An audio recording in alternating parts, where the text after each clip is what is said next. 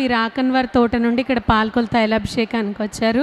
వీరు ఇక్కడికి తైలాభిషేకంలోకి వచ్చి అనేక మంది చెట్లు ఫలాలు లేనప్పుడు వారి ఇక్కడి నుంచి తైలం తీసుకొని వెళ్ళి ఆ చెట్టుకి వేసినప్పుడు కొబ్బరికాయలు కాయడం, అలానే మామిడికాయలు కాయడం, ఈ సాక్ష్యాలన్నీ వింటూ ఉండేవారు. ఉన్నప్పుడు వారు కూడా వారి ఇంటి దగ్గర ఒకరు కొబ్బరి చెట్టు కాపు లేనప్పుడు ఇక్కడ నుండి తైలం తీసుకుని వెళ్ళి దానికి వేసినప్పుడు ఆ కొబ్బరి చెట్టు కూడా ఫలాలు ఇచ్చిందని వారు చెప్పారు. అప్పుడు సాక్ష్యం చెప్పలేకపోయాను, కానీ మళ్ళీ 15 సంవత్సరాలు అయిందంటండి బత్తాయి చెట్టు వేసి వారి ఇంటి దగ్గర, కానీ కాపు లేదు.